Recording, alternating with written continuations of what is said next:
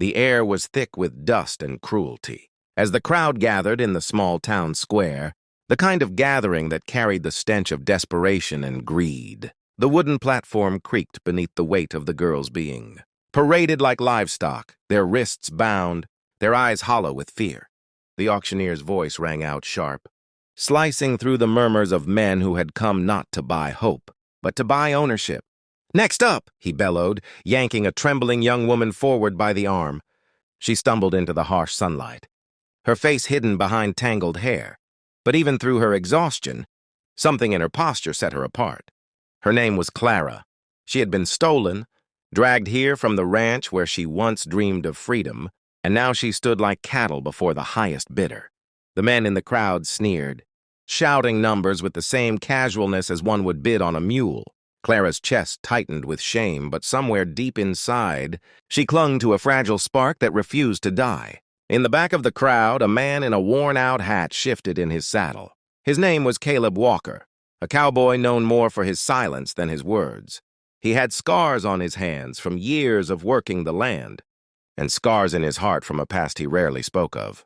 But as his steel-blue eyes locked on Clara, something stirred inside him, something protective, fierce, unexplainable. She wasn't just another soul on the auction block. She was someone who didn't belong in chains. The bidding began. Voices rose. Men tossed around amounts as if she were no more than an animal to be branded. Caleb clenched his jaw. He'd worked his ranch day and night, saving every coin for equipment, for feed, for survival. But as he watched Clara's trembling hands and the cruel tug of the auctioneer's grip, he realized something. No amount of cattle, no stretch of land, no pile of coins was worth more than her freedom. The auctioneer laughed as the numbers climbed, pointing at one man who shouted louder than the rest, "Going once! Going twice!" And that was when Caleb's deep, steady voice cut through the chaos. "All of it," he said. The crowd went silent, heads turning toward the cowboy who rarely spoke but always meant what he said. The auctioneer frowned. "All of what, stranger?" Caleb swung his saddlebag forward, heavy with coins, notes, and the hard-earned savings of years. "Every dime I own. Every cent. She's worth it," the crowd murmured in disbelief. Some jeered. Some scoffed.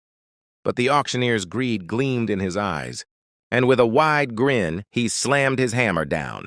"Sold!" To the cowboy with nothing left but his hat and his horse. Clara was shoved off the block toward him, her chains rattling. Caleb dismounted, towering over the sneering guards. And without hesitation, he pulled a knife from his boot and cut the ropes from her wrists. The crowd gasped. No one had ever seen a buyer set one free. Not in this place, not in this cruel system.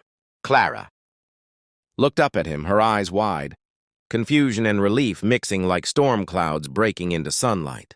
"Why?" she whispered, her voice cracking. Caleb tipped his hat low, his voice calm but firm. "Because you're not cattle. You're not property. You're free now. Let's go home." He lifted her gently onto his horse, his hands careful, respectful, unlike any she had felt in so long. As they rode away, the crowd stared in silence, some too ashamed to speak, some too hardened to care, and a few perhaps secretly inspired. Clara's heart pounded with disbelief, with gratitude, with a fragile hope that maybe, just maybe, her life wasn't over after all. The road was long, and Caleb had nothing left but his ranch and his determination. But in that moment, nothing else mattered.